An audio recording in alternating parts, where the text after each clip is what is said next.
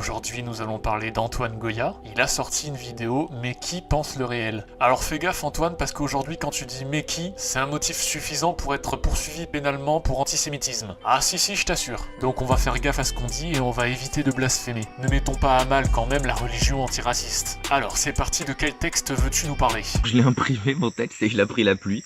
Ouais, c'est marrant. Ça te fait rire? Est-ce que tu veux te battre? Non, pas spécialement Antoine, j'ai pas envie de me battre. Tu ressembles à un cliché de prof de gauche, de prof donc, et on a le droit à toute la somme de clichés qui va avec. Le corps frêle, check. La barbe de hipster, check. Les petites lunettes de vacancier bobo, check. Le petit pot en terre cuite écolo-vegan, combo au milieu des plantes, check. Et bientôt une plainte pour diffamation avec dommage mental et intérêt, check. Non, sans déconner, il me semble que tu t'étais présenté comme prof. J'ai voulu vérifier ça en cherchant ton nom sur Google. Je m'attendais à tomber sur une page Wikipédia ou sur un article parlant de toi. Et la seule chose que j'ai trouvée, c'est un forum du 18-25 pour faire ton éloge. Eh bien, tu déchaînes les passions, les gens t'aiment beaucoup, dis donc. Sans doute parce que tu es la personnalité la plus antipathique de YouTube, mais arrêtons là la moquerie et penchons-nous plutôt, mais pas trop, sur tes arguments. Et vous doutez bien que Hegel prend mon parti, bah oui, il prend le parti de l'homme cultivé, car, monsieur, je suis culture.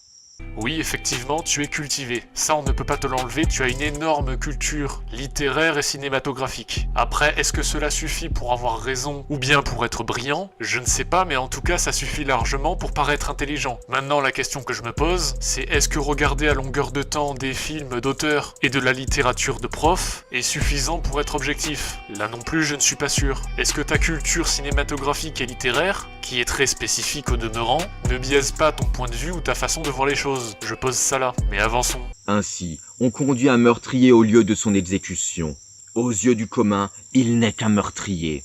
Les dames de la bonne société, elles, observent peut-être que c'est un bel homme, bien bâti, intéressant. Oh, les femmes, nous n'arriverons jamais à les corriger. La foule s'effraie d'une telle remarque. Bel homme? Un meurtrier?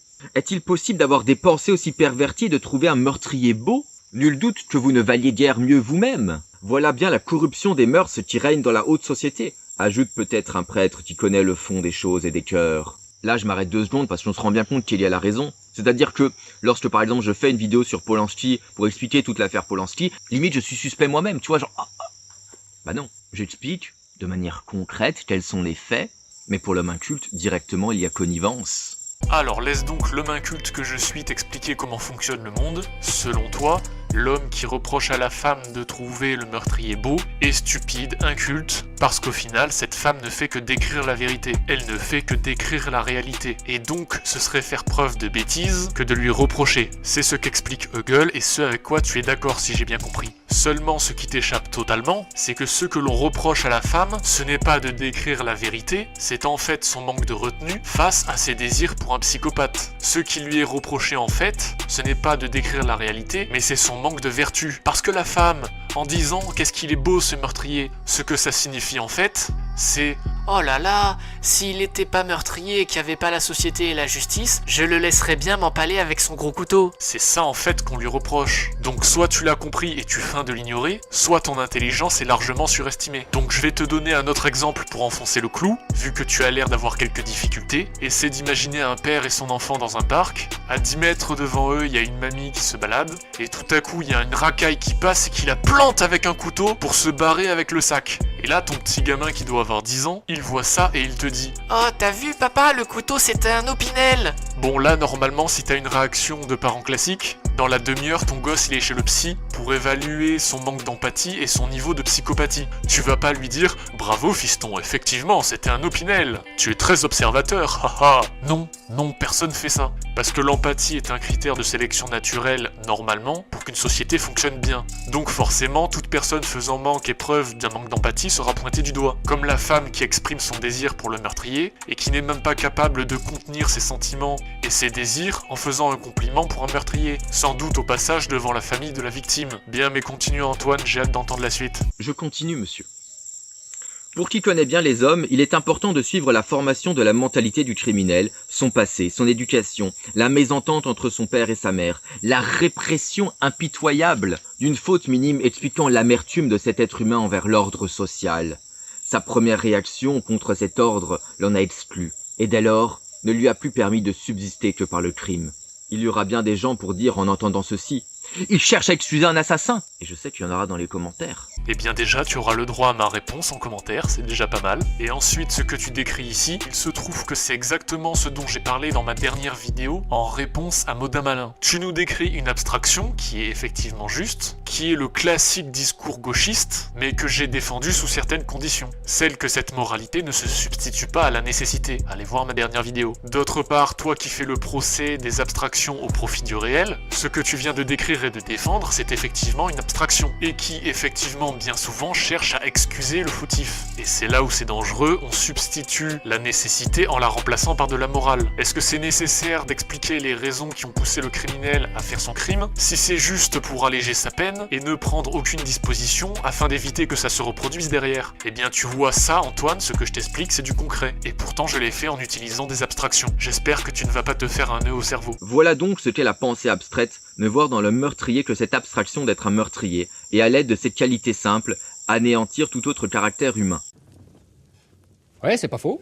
Eh bien oui, effectivement, c'est ça. Mais seulement, voilà, c'est le seul moyen pour faire fonctionner la société correctement. À partir du moment où tu arrêtes de raisonner par cette abstraction, tu ne fais plus ce qui est nécessaire afin de maintenir le bon fonctionnement de la société. C'est très bien d'expliquer pourquoi il a tué, mais dans ce cas, il faut que ça aboutisse à des mesures utiles derrière. Sinon, c'est juste de la branlette intellectuelle pour professeurs des écoles. Quelqu'un qui, au hasard, vient et dit ça. Tu as raison, on va continuer sur la propagande, parce qu'on quand on parle de minorité, on parle de diversité, mais il est aussi question, par exemple, de féminisme imposé, de LGBTQI+, mon cul sur la commode, de toutes ces choses qu'on nous impose à l'écran. On a l'impression que Netflix et les autres tentent d'imposer par les séries une nouvelle norme, leur norme, et que moi je trouve en tout cas c'est une arme redoutable, parce que ça passe par le divertissement, ça passe par des séries que des millions de gens regardent. Est-ce que tu penses toi aussi que c'est un danger aujourd'hui, surtout pour la jeunesse qui en consomme beaucoup? Ah, très certainement, oui.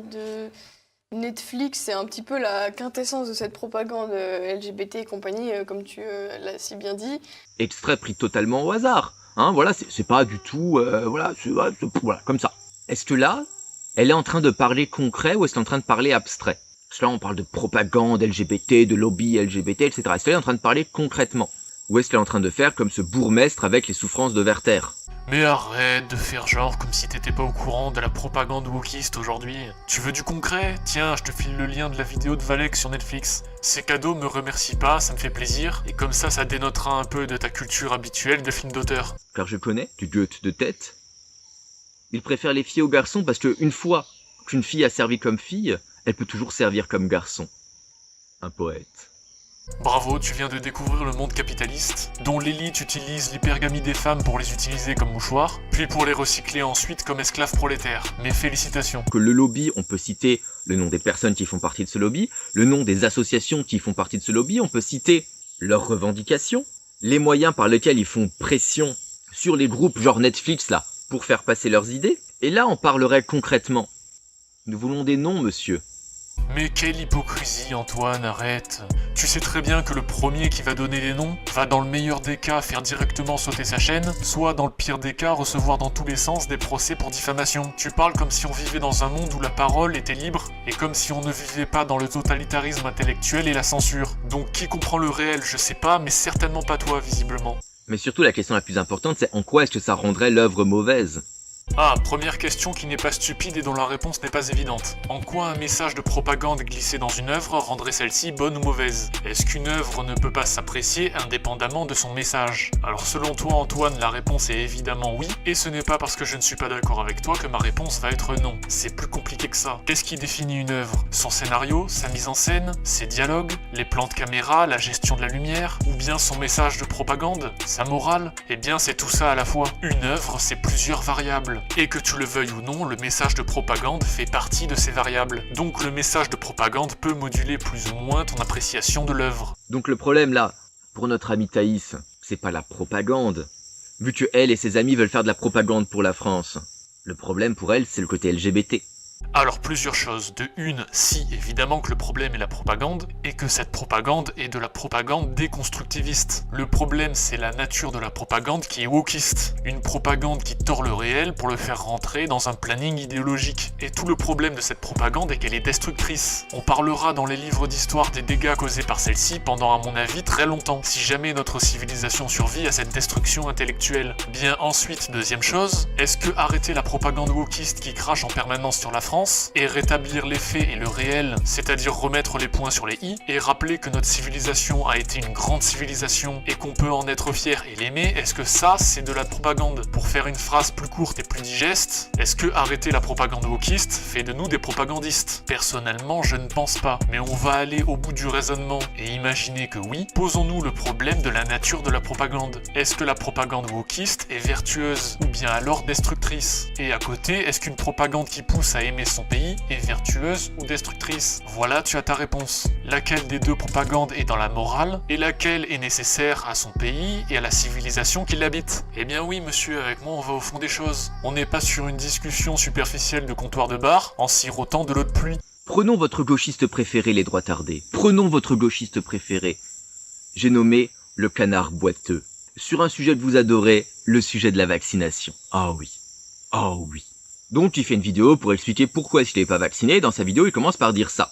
L'autre raison possible, qui est en partie vraie mais pas totalement comme on va le voir, c'est de dire que moi je refuse de me vacciner parce que le Covid c'est pas forcément qu'une crise sanitaire, ça va pas se résoudre qu'avec le vaccin parce que derrière la crise sanitaire, il y a évidemment une crise politique, il y a du chantage énorme qui profite toujours aux mêmes et je veux pas participer à ça. C'est concrètement des États coupables au mieux de grandes faiblesses, mais vu leur arrogance, on va plutôt parler de complicité, face aux lobbies pharmaceutiques qui ont privatisé nos chercheurs et nos machines pour se faire des milliards de dollars de bénéfices, pour augmenter leurs prix, pour faire du chantage ouvertement, pour corrompre les institutions et tout le bordel que tu connais. Et que du coup, se vacciner, c'est rentrer dans ce chantage-là face à un vaccin qui a été conçu, développé et marchandisé pour se faire du fric. Et ce que j'aime dans cette opinion, c'est que ça permet de passer d'un débat un peu stérile sur est-ce qu'il faut se vacciner ou pas, à quelque chose de beaucoup plus politique. Bien sûr qu'il y a des enjeux capitalistes, mais toi, les enjeux capitalistes qui sont liés à la publicité, qui sont liés à l'utilisation de Google, de YouTube, ça ne t'empêche pas d'avoir tenté de monétiser ta chaîne, mon canard. Hein? Dommage que c'est échoué. Le canard, il est un peu comme ça, tu vois, genre, oh, non, une entreprise capitaliste comme ça, qui peut faire produire des vaccins et qui vont sauver des vies. Non, je n'en veux pas. Par contre, une entreprise capitaliste qui peut me permettre d'augmenter mes profits et ceux de mes amis. Viens, on fait un petit ménage ensemble. Mais quelle mauvaise foi Antoine, tu compares ce qui est incomparable. On dirait un homme politique qui pointe du doigt un arbre pour cacher la forêt. C'est genre, hey, le canard réfractaire qui veut dégager des revenus publicitaires pour en vivre. C'est complètement la même chose qu'une entreprise multirécidiviste qui fait de l'argent via la corruption de masse. Bah oui, évidemment. Mais Antoine, t'es pathétique avec tes raccourcis. Arrête un peu. Je sais que la nouvelle thérapie génique c'est ta religion et qu'il faut surtout pas la critiquer, mais en acceptant ça, en acceptant d'être des cobayes, on montre ainsi un signe de faiblesse. Pas de soucis, votre chantage marche, continuez comme ça, vous pouvez même produire des virus et nous vendre des solutions après, qui causeront des effets secondaires que vous réglerez avec des médicaments d'entreprises que vous aurez rachetés. Je suis maintenant avec le patron des laboratoires Sanofi. Oui, bonsoir aussi. Monsieur Sylvestre, un beau vaccin contre le cancer de l'utérus, le garde d'asile, est accusé d'avoir des effets secondaires graves. Oui, enfin, c'est que quelques cas, faut pas dramatiser. Oui, bien sûr, mais une jeune fille a contracté la sclérose en plaques et elle accuse votre vaccin. Oui, alors, bonne nouvelle, j'ai ici avec moi un vaccin contre la sclérose en plaques, le Coprodax. Donc cette jeune fille va pouvoir être guérie. Super. Mais il n'y a pas d'effet secondaire avec celui-là? Si, mais c'est 3 fois rien. Ça donnerait peut-être Alzheimer. Quoi? Non mais Alzheimer, c'est très grave. Oui, mais ce qui est génial, c'est qu'on vient aussi trouver un vaccin contre Alzheimer, le Mémopril. Ah bon? Oui, on l'a testé sur des souris, elle se rappelle de tout. Que le fromage c'est bon, qu'il faut faire gaffe au chat, tout ça, non, c'est top. Et le Mémopril, c'est sans effet secondaire? Quasiment. Dans un cas sur 2 à peine, tu chopes le typhus. Le typhus? Oui, qu'on soigne très facilement, grâce à cet autre vaccin, le Tiflupène. Qui, lui, est sans effet secondaire. Oui. D'après nos chercheurs, il y a des risques d'attraper la grippe aviaire dans à peine 80% des cas. Donc c'est quand même relativement safe. Ah oui, mais là c'est terrible parce qu'on n'a rien contre la grippe aviaire. Ah si, l'Aviarix, vaccin contre la grippe du poulet. Et les effets secondaires, c'est quoi cette fois? Ah, vous allez être content puisque ça donne le cancer du col de l'utérus, qui se soigne, je le rappelle, avec le garde d'asile. Ah mais on repart à zéro là. Ouais, je vous fais, tenez-vous bien, l'ensemble des vaccins non pas à 8 000, non pas à 7 000, mais à 6 999 € le pack de 6 vaccins. C'est remboursé au moins? Non, on va quand même pas rembourser des gens qui sont tout le temps malades. Avec de tels raisonnements, les Français vont finir par ne plus avoir confiance dans les médicaments. Oui, on est au courant. C'est pourquoi, pour ceux qui ne croient plus aux médicaments, les laboratoires Sanofi vous proposent une bague d'immunité. Qu'est-ce que c'est que ça? Bah tu la mets et ça t'empêche d'avoir toutes les maladies, sida compris. Ah mais c'est une arnaque. Complotiste, hein? Théorie du complot, brûlé, hein? Sur le bûcher. Aucun problème, allons-y. En fait, par ce comportement, Antoine, tu montres que la stratégie des lobbies pharmaceutiques fonctionne et qu'ils peuvent s'en donner à cœur joie. En gros, tu aggraves le problème. Et je fais juste un aparté dans l'aparté sur Idriss Aberkan. Parce que je sais qu'il y en a certains qui vont me dire oui, non mais Pfizer a été condamné, etc. parce qu'il a fait une vidéo dessus. Ok, vous êtes là en train de penser abstraitement. Vous êtes en train de penser de la même manière que les gens ils pensaient oh c'est un meurtrier et tout, etc. Vous ne dites rien en fait finalement de est-ce que le vaccin marche ou pas. Le fait que Pfizer a été condamné, ça ne dit pas est-ce que le vaccin marche. Non, effectivement, ça ne dit pas si le vaccin marche ou pas. En revanche, ce que ça nous dit, c'est la nature de cette entreprise. Et en regardant ce qu'elle a fait dans le passé, normalement, on est capable de supposer ce qu'elle peut faire dans le présent. Celui qui raisonne abstraitement, en fait, c'est toi, Antoine. Je te donne un exemple simple. Tu prends un dé, tu le jettes 10 fois, et que sur 10 lancés, tu obtiens 10 fois 1, une personne normale va se dire le dé est truqué, et la prochaine fois que je tire, je vais faire 1 aussi. Autre exemple, si un politique a menti 227 fois, le gars qui est pas trop con, il va se dire la 228e fois, il va mentir également. Et enfin, tu me vois arriver, une entreprise qui a menti délibérément plusieurs fois sur des effets secondaires, qui est impliquée dans des meurtres de masse, dans de la corruption à l'échelle mondiale. Si tu es équipé d'un cerveau fonctionnel et d'un instinct de survie, tu vas te dire cette fois-ci, ils essaient de me niquer. Parce que l'intelligence humaine, c'est être capable de repérer une suite logique dans un historique pour en déduire une situation présente. Ce que toi, Antoine, tu ne fais absolument pas. Tu raisonnes comme si le passé n'existait pas, comme s'il n'y avait aucun passif, et que ça va, cette fois-ci, il pourrait très bien être honnête. En fait, tu fais partie de ces personnes qui n'apprennent jamais de leurs erreurs. Si tu te fais escroquer 2 ou 3 fois pour la même personne, bah si t'es pas trop con, tu vas pas lui faire confiance la 3e ou la 4e fois. Sauf que toi, visiblement, si t'es prêt à vendre ton cul à Pfizer, si jamais ils te promettent qu'ils sont transparents et que leurs produits fonctionnent, tu vas te persuader que cette fois-ci, ils ont pas trafiqué les chiffres et que cette fois-ci, ils ont pas fait de corruption. Je sais pas dans quel univers tu vis, mais clairement pas dans le réel que tu essaies de nous dépeindre depuis le début dans ta vidéo. On lui a demandé de citer des études qui montraient que l'hydroxychloroquine fonctionne. Donc le mec, en novembre 2021, était toujours sur l'hydroxychloroquine. Le mec avait juste 1 an et demi de retard sur tout le monde. Et donc il s'amuse à dire oui, il y a 46 études et il t'en cite 10. Hein, voilà. Lui, clairement, son but c'est de vous manipuler. Parce que sur les 10 études qu'il cite, il aurait pu faire 1 erreur, 2 erreurs. Mais au bout de combien de temps c'est de la malveillance et du mensonge?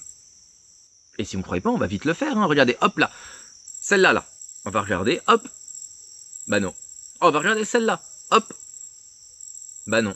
Qu'est-ce que vous voulez de plus? Ce que tu viens de faire à l'instant, c'est de la manipulation. La même manipulation que tu imputes à Idriss Aberkan. Parce que là, avec la magie du montage, tu nous fais croire que t'as pris 2 points au hasard, et que, oh surprise, ils sont faux, et que l'on doit déduire donc que tous les points sont faux. Et ça, c'est de la manipulation. Parce que la majorité des 10 points qu'a cité Idriss Aberkan sont tout à fait cohérents. C'est juste que pour son tweet, il a juste sans doute linké les 10 points qui lui venaient sur sa recherche Google, sans trop les vérifier en profondeur. Et du coup, il y a peut-être 2 ou 3 points qui ne sont pas parfaitement clair. Alors peut-être que je lui cherche des excuses, mais toi sur cette manipulation, tu n'es pas excusable. Je n'aurais pas dit la même chose si j'avais fait cette vidéo il y a 6 mois, et je ne dirais sans doute pas la même chose si je refais cette vidéo dans 6 mois.